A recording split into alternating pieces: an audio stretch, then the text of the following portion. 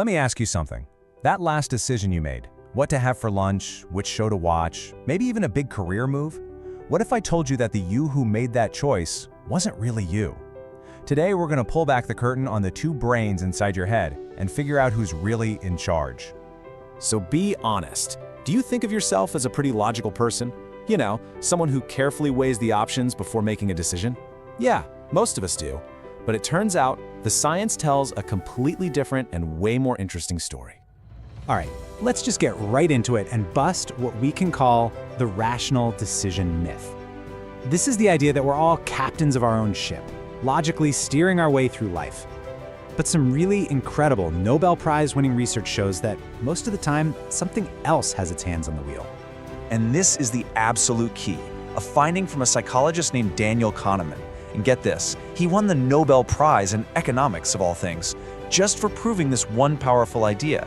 We think we're rational, but we almost never decide rationally. So why on earth is that?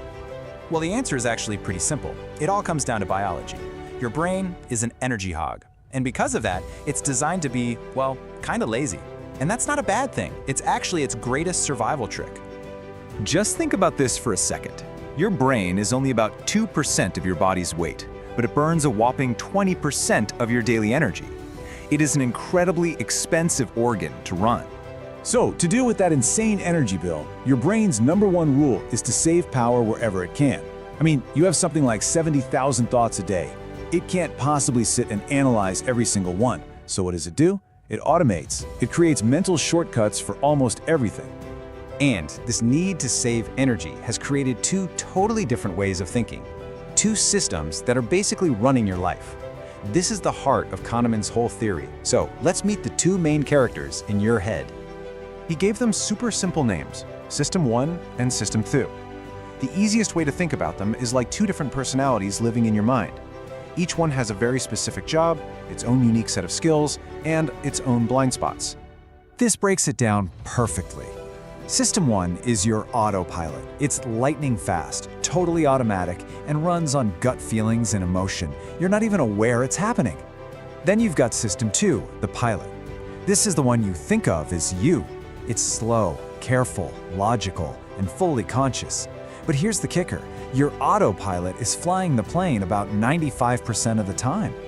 And you see this autopilot, System 1, working all day long.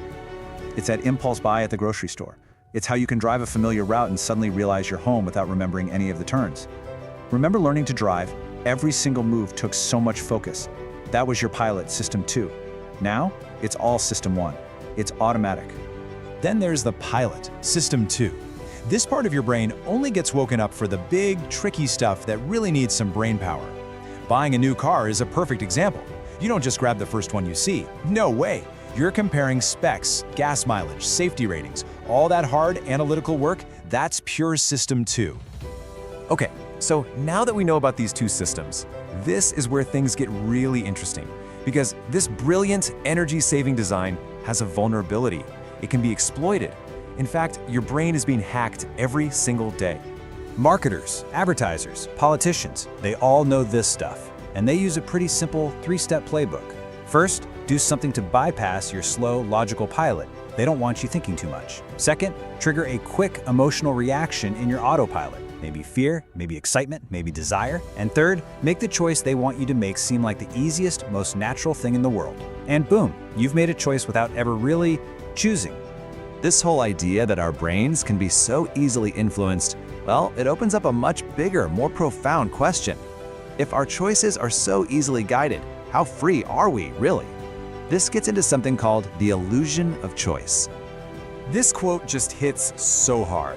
It comes from discussions around the work of neuroscientist Benjamin Libet. We feel totally free to pick from the options in front of us. But who puts those options there to begin with? Are we really free to choose what it is we even desire? The reality is, our world gives us a menu. The family you're born into, the country you live in, the media you consume.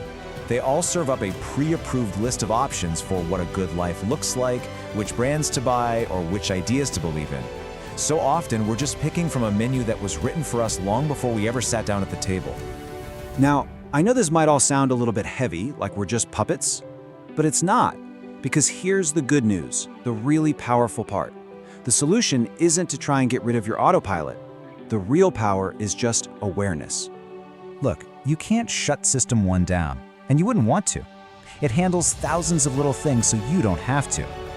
The real superpower is learning to ask yourself, wait a minute, who's flying the plane right now? When the stakes are low, what to eat for breakfast, let the autopilot do its thing.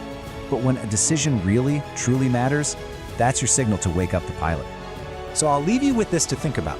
Knowing that you've got this fast, impulsive autopilot and this slow, careful pilot, which decision coming up in your life deserves to have the pilot in the cockpit? Because now that you know the systems are there, the choice is actually yours.